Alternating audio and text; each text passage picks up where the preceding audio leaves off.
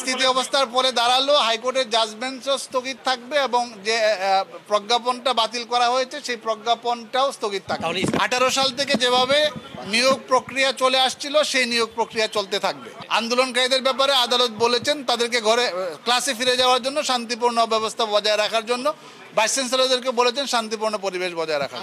বিলটা শুনানির জন্য পেন্ডিং ছিল রায় পাওয়ার জন্য, কিন্তু বিষয়টি অত্যন্ত জনগুরুত্ব সম্পন্ন বিদায় আমরা গতকালকে 2-3 শিক্ষার্থীর পক্ষে 2 শিক্ষার্থী পিটিশনার হয়েছে, আরও অনেক শিক্ষার্থীরা রয়েছেন, তারা আসছেন এই পরিস্থিতি উদ্ভূত পরিস্থিতি বিবেচনায় যে বিশ্ববিদ্যালয়ের শান্তিপূর্ণ পরিবেশ ফিরে আনা দরকার এবং যেহেতু বিষয়টি অ্যাপিলেট ডিভিশন থেকেই চূড়ান্ত নিষ্পত্তি হবে, সুতরাং অ্যাপিলেট ডিভিশন থেকে চূড়ান্ত নিষ্পত্তি না হওয়া পর্যন্ত যাতে স্থিতি অবস্থা বা একটা স্টে আদেশ থাকে সেই জন্যই আমরা এই নিবেদন গতকালকে ফাইল করেছিলাম।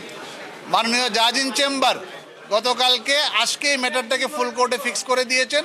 আজকে ফুল কোর্টের মাননীয় প্রধান বিচারপতির নেতৃত্বে সকল বিচারপতিবৃন্দ উপস্থিত ছিলেন। ওনারা সন্তুষ্ট হয়ে আমরা খুব বেশি সাবমিশন দিতে হয়নি রাখি না, এই জন্য যেহেতু এটা পলিসি ম্যাটার, যেহেতু একটা সরকারের সার্কুলারকে হাইকোর্ট ডিভিশন থেকে স্টে করা হয়েছে, আইনগত এবং নীতিগতভাবে এই আদেশটা স্টে বা স্ট্যাটাস কো থাকে, এটাই হচ্ছে আমাদের এখনকার পর্যন্ত কনভেনশন অফ ল। এই স্থিতি অবস্থার পরে দাঁড়ালো হাইকোর্টের জাজমেন্টও স্থগিত থাকবে এবং যে প্রজ্ঞাপনটা বাতিল করা হয়েছে সেই প্রজ্ঞাপনটাও স্থগিত থাকবে। তার মানে হচ্ছে 18 সাল থেকে যেভাবে নিয়োগ প্রক্রিয়া চলে আসছিল সেই নিয়োগ প্রক্রিয়া চলতে থাকবে, মানে মুক্তিযুদ্ধের কোটাটা পুনর্বহাল থাকবে। আন্দোলনকারীদের ব্যাপারে আদালত বলেছেন তাদেরকে ক্লাসে ফিরে যাওয়ার জন্য শান্তিপূর্ণ ব্যবস্থা বজায় রাখার জন্য ভাইস চ্যান্সেলরদেরকে বলেছেন শান্তিপূর্ণ পরিবেশ বজায় রাখার।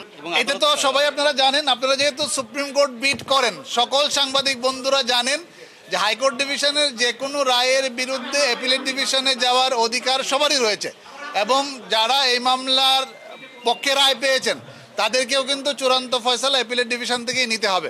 অ্যাপিলেট ডিভিশনের আরও একটা ক্ষমতা আছে, সেটা হচ্ছে হাইকোর্ট ডিভিশনের রায় হয় বাতিল করতে পারবেন অথবা চূড়ান্ত বহাল রাখতে পারবেন এবং 104 ধারা অনুযায়ী মাননীয় প্রধান বিচারপতি এটিও বলেছেন যে ওনারা কিন্তু এটাকে সংশোধন করে একটা সংস্কারমূলক নির্দেশনা দিতে পারবেন অথবা আরও হাই পাওয়ার কমিটি গঠন যে কোনোভাবে অ্যাপিলেট ডিভিশন নির্দেশনা দিতে পারবেন এবং বিষয়টি যেহেতু আদালতে আসছে এখন আদালতের সিদ্ধান্তই চূড়ান্ত সিদ্ধান্ত হবে। আমাদের কথা হচ্ছে যারা আন্দোলন করছেন এবং যারা মুক্তিযোদ্ধাদের সন্তান যারা রয়েছেন রিট পিটিশন ফাইল করেছিলেন সবার প্রতি বিনীত অনুরোধ হচ্ছে যে এইটা সবার স্বার্থে স্থিতি অবস্থা দেওয়া হয়েছে এবং মামলাটি যখন চূড়ান্ত সিদ্ধান্ত হবে যে ফয়সালা আপিল বিভাগ দিবেন সেই ফয়সালা সবাইকে মেনে নিতে হবে।